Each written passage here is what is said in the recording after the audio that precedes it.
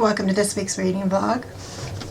On a week where I actually have some high hopes. Things are slowing down, life is getting more routine. It should be that way for the next 2 weeks. So I have high hopes for getting reading done and starting to wrap up the 2024 and planning for 2025. So with that being said, I think I'm shooting for finishing 2 books this week. I'm basically at the end of A Fate of Wrath and Flame, and I want to get that finished, and then probably starting on The Red and the Holly Library, and I would like to see if I can make it through this one this week as well. I'm still reading The Chestnut Man. I've talked about this in previous vlogs. I was reading this book in 2023. I got really scared. It's not horror. It's really a police procedural. And usually, even if those are graphic, I can get through it and push on. There was just something about this book that I could not get past, and I had to put it down. Ariana was still living at home. I wasn't home alone. I was watching Alice from the Book Castle, her recent vlog about winter books and winter book recommendations, and that made me think with some of the things she was saying about atmosphere and snow and setting the mood for reading winter books. I started to wonder, was I reading that book when we were snowed in and I couldn't get out of the house, and was I feeling claustrophobic and scared? I wasn't. I was reading it in July of 2023 when I put it down. So there was just something about it that really got to me. But since I've picked it back up, it has not, which is good, so I can finish it.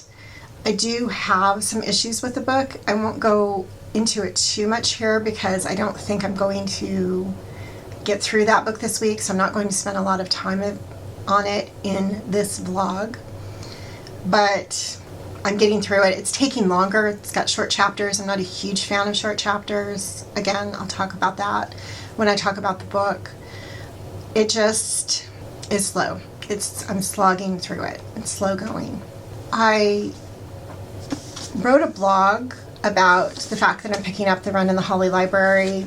It's by K.A. Lind, and since I am just finishing A Fate of Wrath and Flame, the similarities. A Fate of Wrath and Flame is written by K.A. Tucker, I think, but still K.A. Interesting. And they're both books where the female main character is a thief in a fantasy.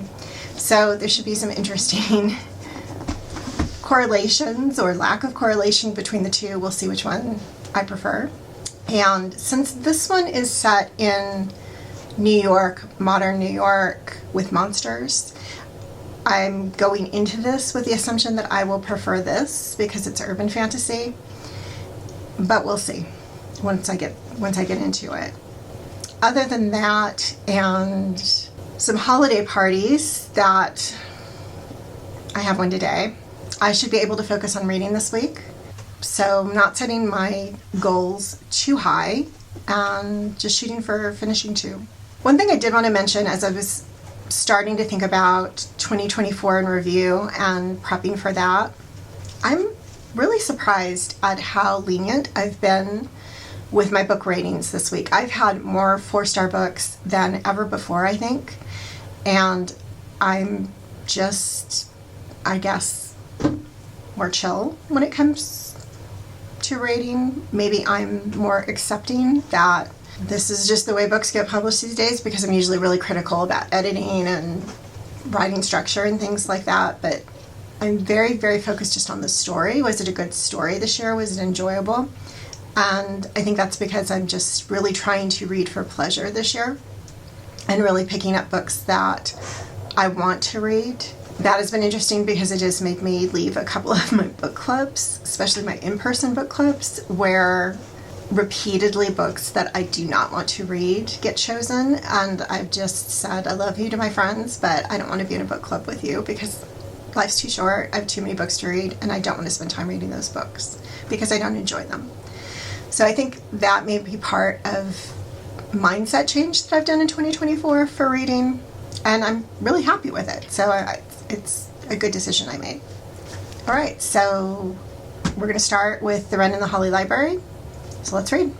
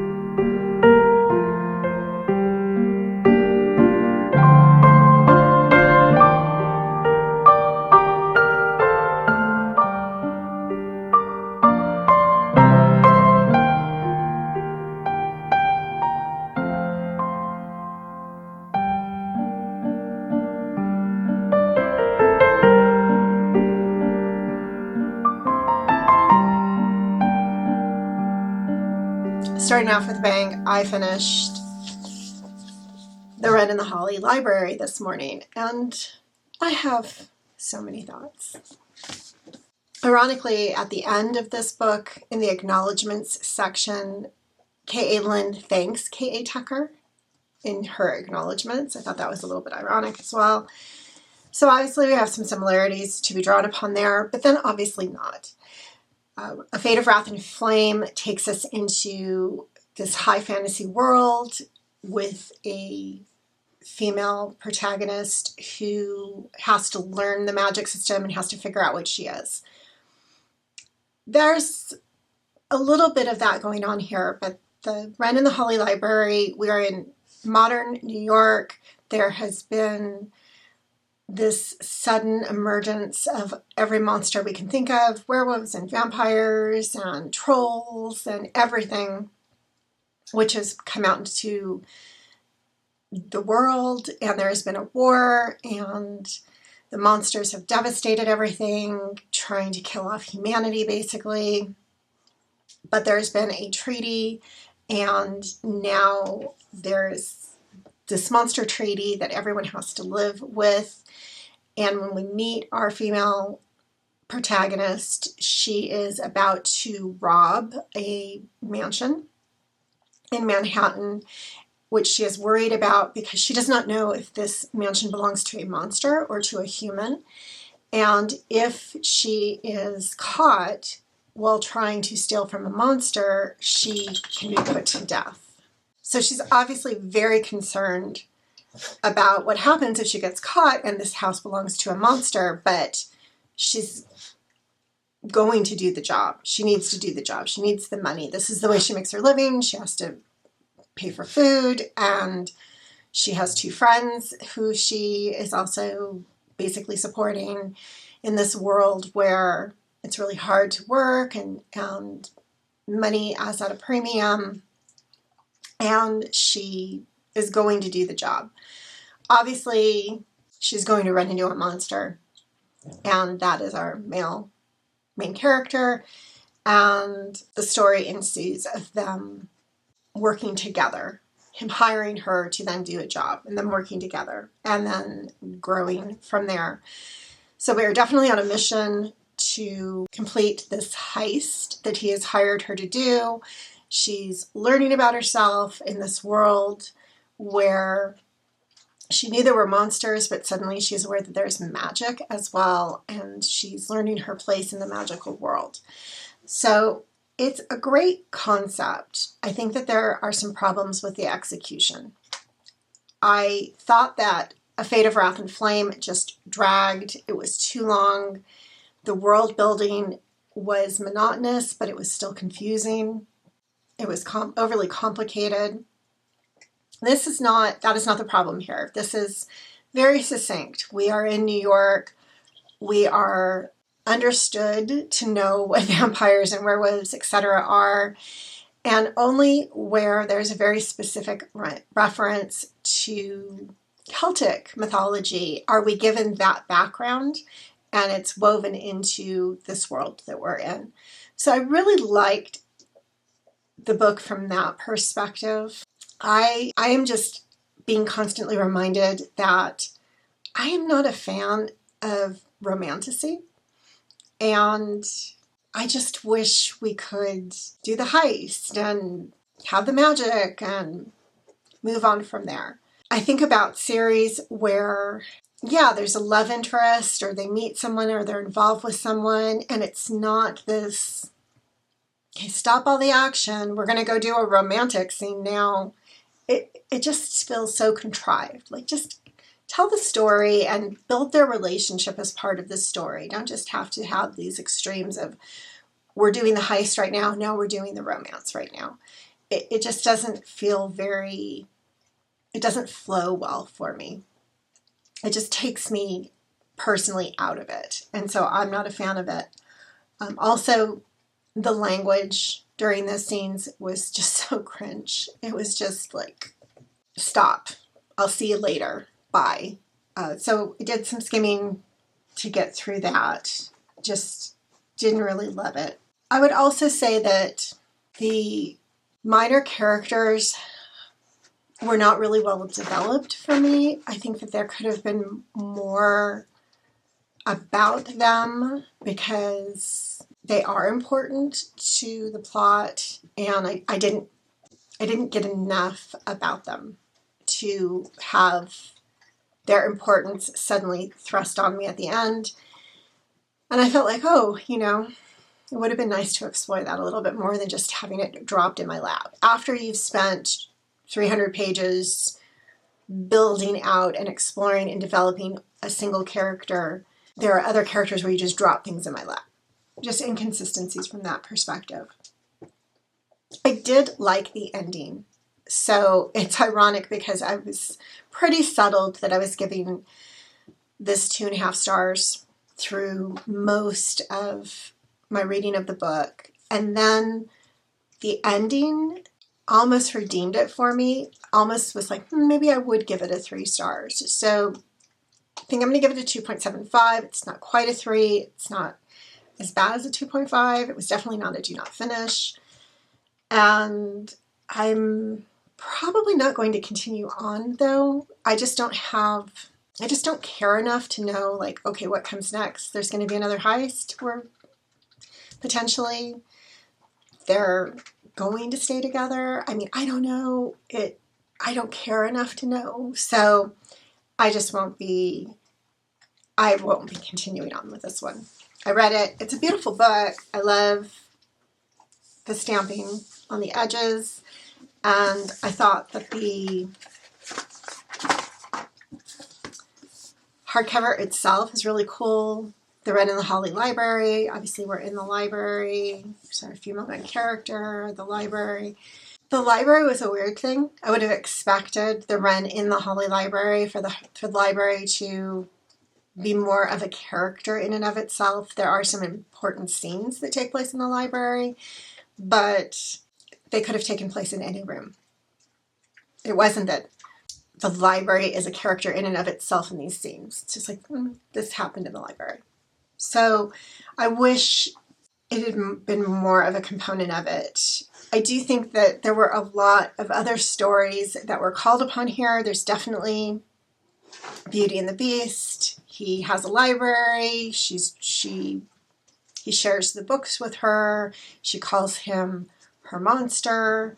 And some other parallels to the Beauty and the Beast story that come into play. But at heart, I think it's very much, in the first part of the book, a Pygmalion story, which I also found kind of creepy.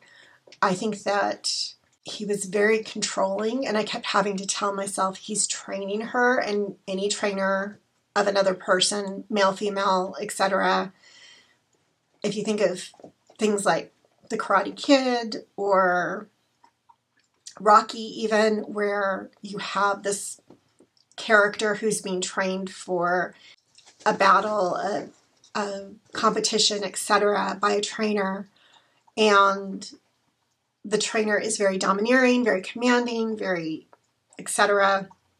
But there was a creepy sexual overtone to it that just did not work. Again, I wish we could have kept things, here's the heist, and let's focus on that. And then as these things happen, to develop a relationship between the characters, we just grow with it instead of having it be so almost announcing, oh, we're going to do the romance now. So hold on, we're going to do some romance scenes now. Okay, now we're going to go back and do some heist scenes now.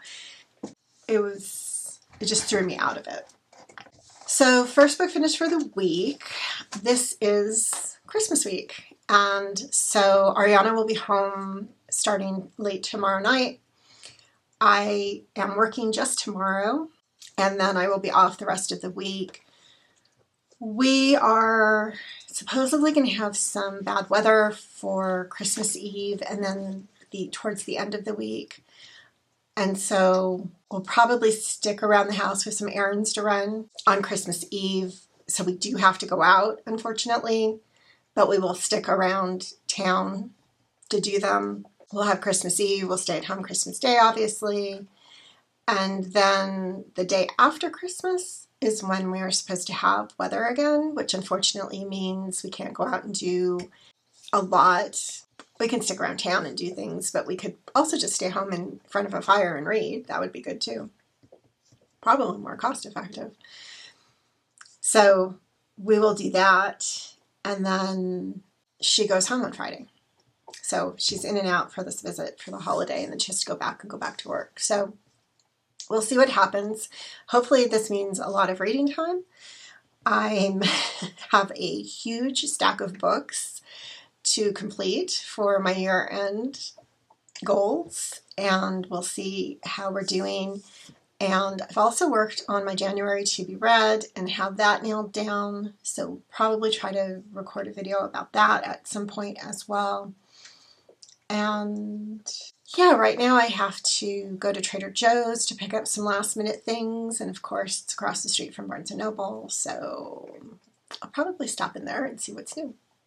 If you watched my December TBR video, you know that or if you didn't, I will tell you that I had created some goals for 2024, and one of them was to read basically 25 books that weren't specific books, but that had characteristics like where they were set, a location, geographically, or in a bakery, in a library, that kind of a thing.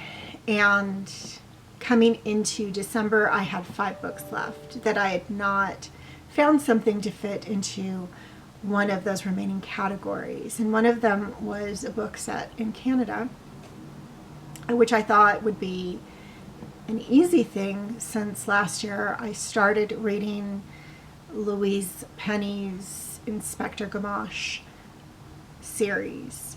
It has taken me until December to pick up the next in the series for this, which is The Cruelest Month. The great thing about going and picking up the rest of my books from Southern California last month, was it just last month, is that I now have a lot of paperbacks that I had purchased over the years and then got boxed up and have just been sitting in storage. And so thankfully I had this one. I was just able to pull it out. This is an old mass market paperback of The Cruelest Month. So interesting. This is the first time I've read one of these books in such a pocket-sized format. And there's something about it that is kind of throwing me out of it, I'm not going to lie. So this is the 3rd book in the series that takes place in the small village of Three Pines in Quebec.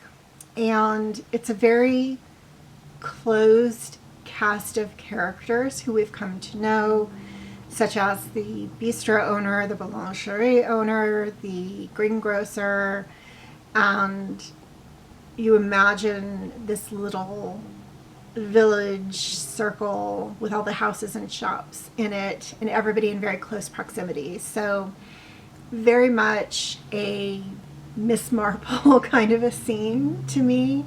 However, there's always something very dark and sinister under the surface. Everybody has secrets, even though everybody is very close to each other and everybody knows everything that's going on. There are a lot of secrets, secret relationships, etc. I don't know anything really about this except for the fact that it takes place in the spring. It's set around Easter. And I've read 4 chapters so far. There's some new characters that weren't in the first 2 in the series, so we're getting to know them.